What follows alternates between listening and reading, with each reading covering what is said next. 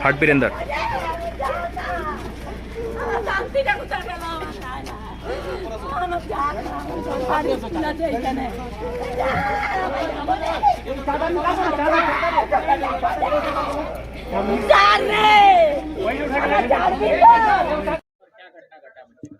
आठ क्लास में पढ़ता बच्चा पढ़ता था।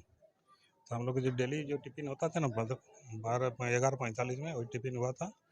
तो 11 जैसे 12:05 हो गया ना, तो कोई लड़का एक तो 12 लगभग वही एक तो लड़का आके खबर दी उसका सहपाठी की, बोले कि एक लड़का डूब गया और इन लोग वो लड़का तो उन लोग को छोड़ करके चले आए। तो ऐसे सब आदमी सबको जुगाड़ करते करते कम से कम 12:10 में पहुंचा वहाँ सब गांव वाला अगल बगल जो घर है। लेकिन आधा घंटा उसको निकालने में, आधा घंटा 40 मिनट तक हो गया निकालने में।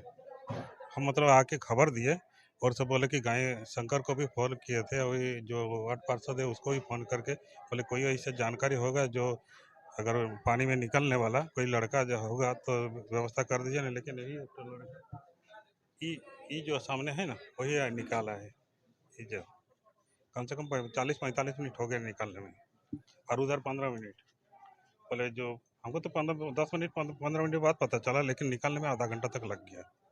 आधा घंटा 40 मिनट तक स्कूल में मध्याह्न भोजन का व्यवस्था है। बच्चा लंच करने बाहर वो तो 1:30 बजे देते हैं हम मध्याह्न भोजन वाला। तो बच्चा मध्याह्न भोजन का व्यवस्था है तो बच्चा क्यों बाहर? बच्चा टिफिन के लिए जो होता है ना अल्पाहार, जो टिफिन लाते हैं अल्पाहार उन लोग बैठ के स्कूल में खाते हैं, और जो बच्चा नहीं लाते हैं अगल बगल जो दुकान है उससे खरीद के खाते हैं। बच्चे टिफिन क्यों नहीं लाते? ऐसे तो बता देते हैं सब बच्चा अपना लाए, मतलब टिफिन लाइएगा जो, लेकिन जो बच्चा लाते नहीं उन लोग। आपसे अनुमति प्राप्त करके बच्चा बाहर गया था?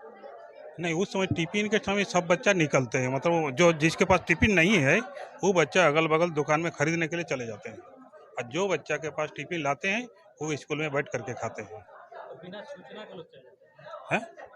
बच्चे बिना सूचना के निकल जाते हैं? नहीं, सोचने को हाँ, वो बच्चा दोनों बोले कि अगल वाला दुकान में जाएंगे बोल के वैसे निकले थे उन लोग। वैसे टीचर से बता रहा था। क्या नाम आपका? नवकिशोर माझी। नवकिशोर माझी। हाँ।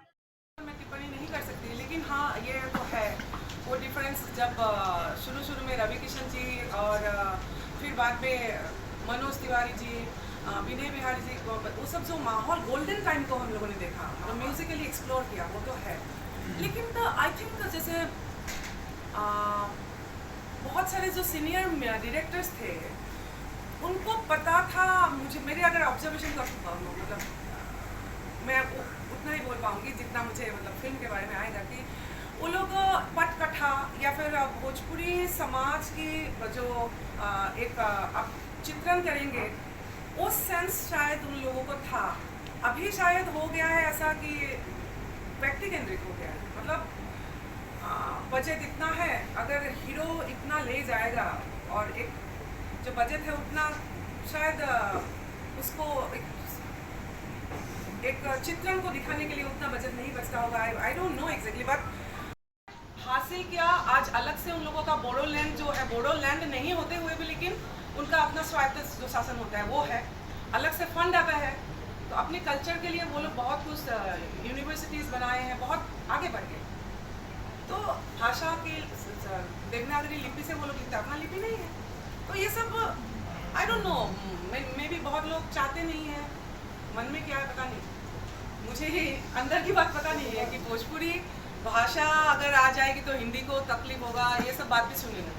मुझे पता नहीं, आप लोग लिखते हैं, आपको ज़्यादा पता होगा हमसे इस बारे में। नया कुछ आपका क्या? अभी जो समय है उस पर आना होगा, मैं भी आई हूँ। और अभी इस साल हम लोगों ने शुरू किया म्यूज़िक बॉक्स से, तो पहले से कर रही हूँ, लेकिन अभी भिखारी ठाकुर प्रमुख होके मैं काम करूँ। और मैं समझती हूँ राजनीति में आके मुझे अभी भी राजनीति में बहुत ज़्यादा ये है, और कि लेकिन उस आहिला है, वो एक टूल है, उस टूल को कैसे मैं इम्पैक्ट करके काम करूँ, तो मैं भी राजनीति में रहूँगी, मुझे ऐसा लगता है। भोजपुरी को लेकर जो आपकी थॉट अपनी बताएं। भोजपुरी को लेके मैं सही मायनों में जो इंटरनेशनली विज़न है, वो ग्लोबल विज़न को रखती हूँ। हाँ, ऑस्ट्रेलिया कॉमनवेल्थ गेम्स में मैं गई, मैंने भाग लिया कल्चरल प्रोग्राम में, वहाँ भी छत से शुरू किया पैसिफिक ओशन के सामने। मेला फेस्टिवल नॉर्वे में हुआ, वहाँ भी भोजपुरी बिरहा को नहीं छोड़ा। Coke studio, MTV Coke studio में जब पहली बार मैं राजस्थानी गाई, तो एक आर्टिस्ट को कोक स्टूडियो के प्लेटफॉर्म में हर किसी को गाना होता है, मतलब वो एक बहुत बड़ा मंच है और इंडिपेंडेंट म्यूज़िक की सेलिब्रेशन है। तो राजस्थानी गाई, अपने लिए अच्छा लगा कि कल्पना आप कोक स्टूडियो पहुंच गए, पर मन में मलाल था कि मैं भोजपुरी को लेके नहीं पहुंची, जो मेरा परिचय है। तो अगले ही 2015 में कोक स्टूडियो में मैं गाई थी कि राम गैले जोगिया लखन भाई रगिया की दोनों भैया हो गए फकीर, अगरबा में दार लिहाल तुलसी जी के मलबा है, और दोनों भैया ये बिरहा का एक फॉर्म है। तो ये बिरहा एमटीवी कुक स्टूडियो में गुंजा और बहुत दूर तक। अफ्रीकन म्यूजिक जो स्टाइल है उसके साथ ये बिरहा है, भोजपुरी है लेकिन जो प्रेजेंटेशन है अफ्रीकन ग्लोबल म्यूजिक के साथ है। तो मेरा विजन वही है। अब मैं अगर भिखारी ठाकुर जी पे भी काम कर रही हूँ, जो लुप्त हो गया वो ईयर भी आई थी, हालांकि ये हर महादेव संस्था नहीं था, वो मंच अलग था। लास्ट ईयर भी मैं आई थी, सावन के ही समय आई थी शायद। और जमशेदपुर खास है मेरे लिए, मैं बार बार ये कह रही हूँ, बहुत बहुत खास है। और पूरी यात्रा को जब देखती हूँ पीछे मुड़ के 20 साल की यात्रा, उसमें जमशेदपुर का एक बहुत बड़ा हिस्सा है, इमोशनल एक जगह है मेरे दिल में। क्या आप कल्पना पटवारी राजनीति में आएंगी? मैं राजनीति में ऑलरेडी, मैं पहले 2018 में मैंने पटना में ही बीजेपी में मैंने ज्वाइन किया था। उसके बाद कोरोना काल जब आया, जब देखा कि जो हमारे जो गणेश के पापा सुनने वाले लोग हैं, जो मजदूरी करते हैं, जो हमारे प्रकृत जो लिसनर्स हैं, वो लोग जब दिल्ली से पैदल चलते वो जब छवि देखा, और पॉलिटिकली मैं एज एन आर्टिस्ट हम लोग सेंसिटिव होते बहुत दुखी हो गए थे। और यूपी बिहार ने जिस तरह से, मतलब रास्ते में कम से कम उन लोगों को पानी खाना का व्यवस्था तो इतना तो कर सकते थे, वो सब मैं बहुत आहत हुई। और फिर मैं निकल आई उस पार्टी से। लेकिन फिर असम गई, तो असम में असम गण परिषद एक बहुत पहले ये आंदोलन करके एक दल बना था, और वहाँ से मुझे टिकट दिया गया, तो मैं विधानसभा भी लड़ी थी। हालांकि मित्रता बीजेपी से था, तो एक मुस्लिम बहुल इलाका में मुझे टिकट मिला था, तो मैं सेकंड ही आई। 1,20,000 मुस्लिम वोट था, और हमारा 60, क्योंकि राजनीति में तो ये बात करना ही होगा, 60,000 या 62,000 जैसा हिंदू वोट था, तो मुझे 50,000 के आसपास का वोट मिला। लेकिन बहुत गांव तक वापस एक पहुंचने का, एक संगीत के जरिए पहुंचना, और एक पैदल आप जो गांव के समाज के एकदम अंदर गए, तो वो बहुत ही अलग एक में आने का अवसर दिया। मैं धन्यवाद देना चाहता हूँ ब्रजभूषण जी का, छोटू जी का, उन्होंने भी मुझे इस कार्यक्रम में आने का। नाथ सिंह जी के लिए माननीय सांसद कोयलांचल से जिनका पूर्व में भी कार्यक्रम हमने इस स्थली पर देखा, Shri Nanda ji, doctor LK. Singh ji, Shri PN. गोप जी, आज भी आए हैं, और कुछ ही पलों में वो आपके बीच भी रहेंगे। हमारे मुख्य संरक्षक कुशल, इतना कहना चाहूंगा इससे पहले कि कार्यक्रम प्रारंभ हो, बैठे हैं कुर्सियों में, आपका जगह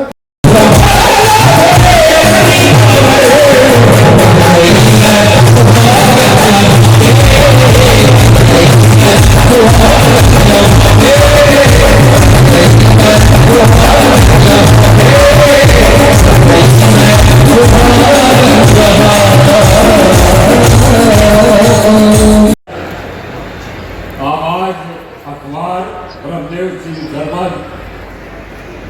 यहाँ पर उनके भतीजे यहाँ चमकता आएगा और क्या है वहाँ से निकल रहा है, इस पर आया स्थान ग्रहण करें। और मैं मुन्ना भैया से निवेदन करूंगा, विनोद भाई को अनुरोध पे इस मंच को आज सुशोभित करेगी और आप सबको भोले बाबा के गीतों से ओत-प्रोत करेगी। कंपनी पशुपति नाथ सिंह जी जो अभी धनबाद में वर्तमान सांसद है, किसी भी स्थिति किसी भी परिस्थिति में वो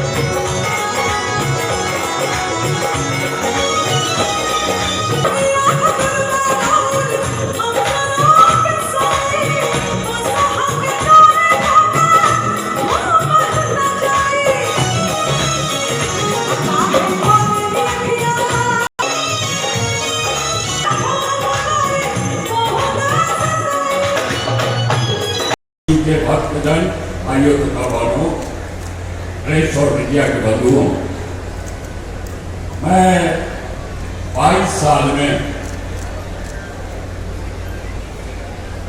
20 साल इस मंच पर आया। 1 बरस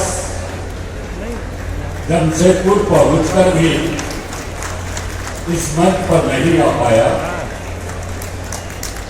और तबीयत बिगड़ने के कारण हॉस्पिटल चला गया, लेकिन 21 साल बाबा के दरबार में जयकारा करने के लिए आया।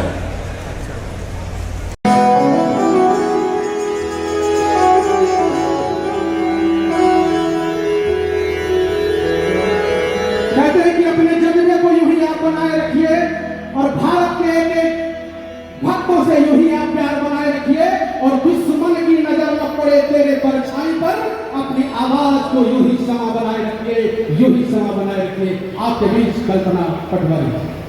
और सदा खुशहाल रहे, हरा भरा। पर ये मेरी भी खुशनसीबी है कि आज दीदी के सामने मुझे गाना पड़ रहा है। मेरा सौभाग्य है जैसा स्वर लगाती है आप, माँ सरस्वती की कृपा आप पर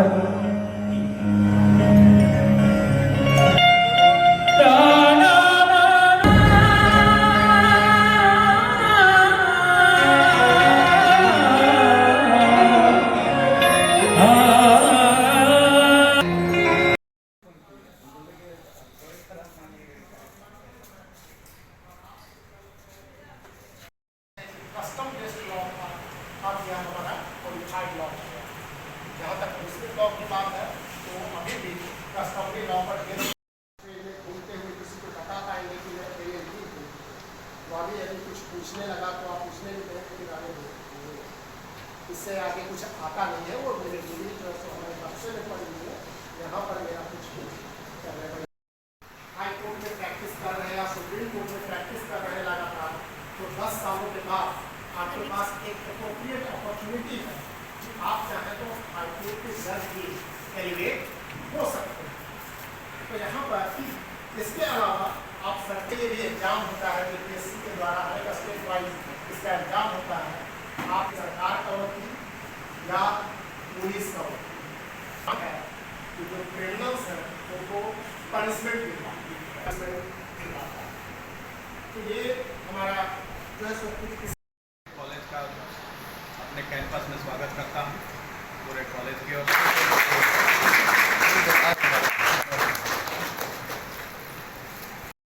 मतलब हमारे एडवोकेट चाहे किसी का राष्ट्रपति हो, मतलब इससे पहले वाले राष्ट्रपति हो, ले रखा। जितने बड़े बड़े लीडर्स हैं महात्मा गांधी से लेकर अभी तक, वह सब ने LLB का डिग्री है। तो आखिर में कुछ न कुछ इस डिग्री में स्पेशलिटी होगी, तभी जो है सो कितने लोग जो है सो शुरू से अभी तक अच्छे लीडर के रूप में सामने आए। जहाँ तक बात है इकोनॉमी की, मतलब कि अर्निंग की, तो अर्निंग की कोई दिक्कत नहीं। आप यदि कुछ नहीं कर सकते हैं तो एटलीस्ट समाज सेवा में भी आप जा सकते हैं।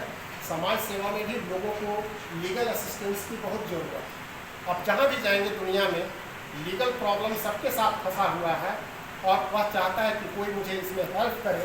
तो आप समाज सेवा में भी अपने कैरियर को और बेहतर बना सकते हैं। आज के समय में देखेंगे कि अच्छे लीडर्स की बहुत कमी है, अच्छे लीडर्स मिलते नहीं हैं। जितने भी जो कुछ नहीं कर सकते वह जो है सो नकारे लोग जो है सो लीडर के रूप में हमारे देश में आ जाते हैं।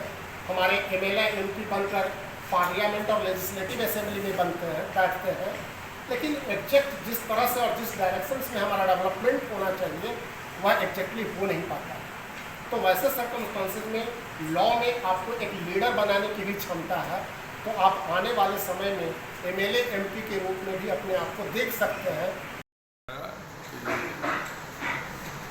ये 22-25 सत्र का इंडक्शन क्लास है। इसमें सारे बच्चे बड़ी उम्मीद से आए हुए हैं वो लीगल एड देने के लिए जनता को अपने को निपुण करें, लॉयर बने। और हम लोग यहाँ उनको बहुत बहुत शुभकामनाएँ देने आए हुए हैं। ये महाविद्यालय लॉ कॉलेज का जो है इसका बहुत स्वर्णिम भविष्य है, आगे बढ़ेगा ये। और इसका अपना भवन भी बहुत लाजवाब होगा, आए कुछ वर्षों में ही हो जाएगा। और यहाँ के जो बच्चे एलुमनी होंगे यहाँ के, वो गर्व महसूस करेंगे कि मैं जमशेदपुर कोऑपरेटिव लॉ कॉलेज का स्टूडेंट रहा हूँ। और इनको हम लोग यहाँ शुभकामनाएँ। जमशेदपुर कोऑपरेटिव लॉ कॉलेज 70 वर्ष पुराना है और यह कॉलेज यहाँ से बहुत सारे न्यायाधीश बने, बहुत सारे नेता बने, बहुत सारे मुख्यमंत्री भी बने यहाँ से। और यहाँ की एक बहुत महत्वपूर्ण गरिमा है इस महाविद्यालय की। और मुझे विश्वास है कि जो नया सत्र शुरू हो रहा है इसमें भी बहुत सारे मेधावी छात्र हमारे विभिन्न क्षेत्रों में आगे अपना प्रतिभा दिखाएंगे। और ये कॉलेज अपनी गरिमा जो पहले से बना के रखा है उसकी गरिमा में 4 चांद और लगेगा। इन्हीं शब्दों के साथ मैं अपने सभी नए छात्रों को शुभकामना देता हूँ। सेंट मैरीज कोर्ट नंबर 1, दोनों टीम जल्दी रिपोर्ट करें।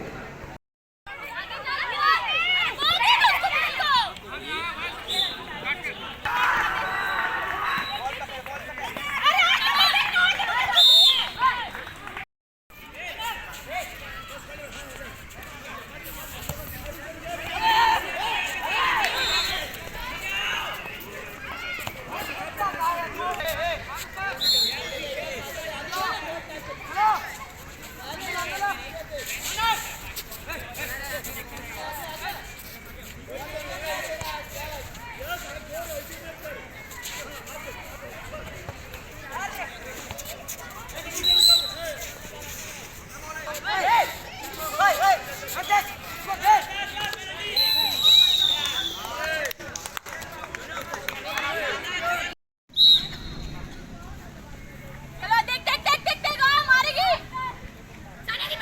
लेके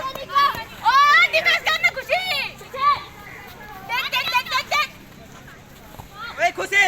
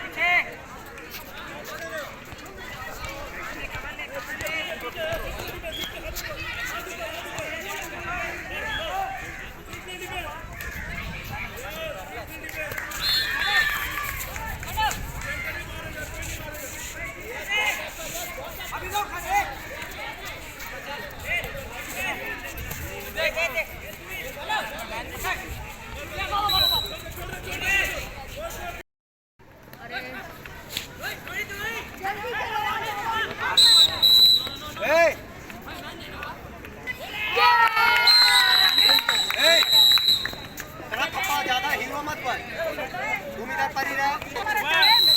जर्सी नंबर 15